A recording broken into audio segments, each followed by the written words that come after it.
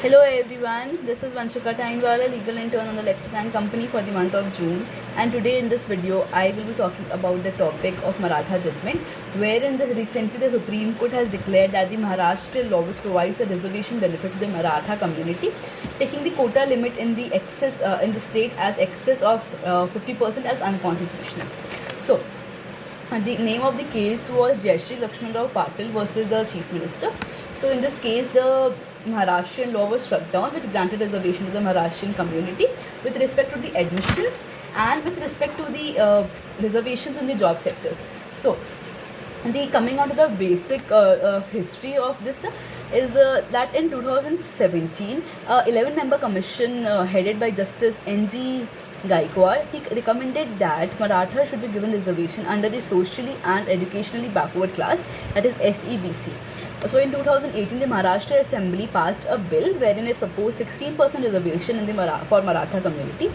So the Bombay High Court in year 2018 upheld this reservation, but pointed out that instead of 16%, it should be reduced to 12% in educational sectors and 13% in jobs. So, but in the year 2020, the Supreme Court stayed its implementation and referred the case to the Chief Justice for a larger bench. So the current ruling is that there is a violation of fundamental rights, which means a separate reservation for the Maharashtra community violates Article 14, that is right to equality, and Article 21, the due process of law. So breaching the reservation of limit of 50% will create a society based on caste rule. So the Maratha reservation of 12% and 13% in education and jobs has increased the overall reservation calling to 64% and 65% respectively. So we have seen in the Indra Sawhney judgment case in the 1992 to the landmark case, wherein the Supreme Court has categorically stated that 50% shall be the rule only in exceptional and extraordinary situations for bringing out far-flung and remote areas population into the mainstream. They said 50% can be relaxed. The second is the no more further benefits. So the appointment made under the Maratha quota following the Bombay High Court endorsing the state law would hold, but they would not get any further benefits regarding the same. The next is that deprived states of the power to identify the SEBCs. So there will only be a single list of SEBCs with respect to the each state and union territory as notified by the President of India, and the states can make recommendations for the inclusion or exclusion with any subsequent change to be made by the Parliament. Also, the bench unanimously held the constitutional validity of the 102nd constitutional amendment, but differed on the question that whether it affected the power of the states to identify the SEBCs. So, the direction to National Commission for Backward Classes was made, wherein it was asked to expedite with the recommendation of the SEBCs so that the President can publish notification containing the list of SEBCs in relation to the states and union territories expeditiously. So, the 102nd Amendment of 2018, it introduced Article 333(8)(b) and 342(a) of Indian Constitution.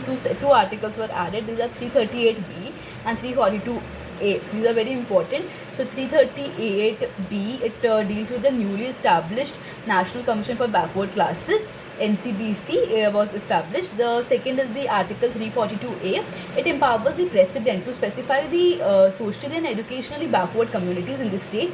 So it says that it is for the Parliament to include the community in the central list for the socially and backward classes for the grant of reservation benefit, and the state themselves cannot do so. So this was held in the Maratha judgment case, wherein the reservation was cancelled. It was struck down by the Supreme Court on the year 2020.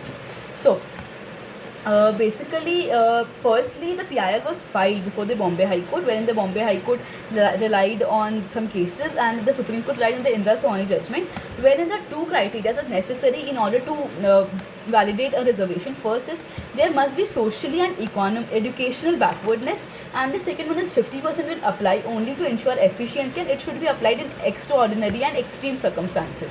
So the issues were that the Maratha quota exceeded the limit of 50%, and secondly, the Act for such reservation which was passed, it violated the Article 14 and 21 of the Indian Constitution. So and the court upheld the constitutional validity of amendment of 102nd constitutional amendment 2018, but struck down the reservation as it was in violation of article 14 and 21, and plus it exceeded the limit of 50% as laid down by the Indira Sohani case, and this was not a extraordinary and extreme circumstances, and the state has the power and the central has the power in order to make a list wherein these educationally and socially backward classes will be held.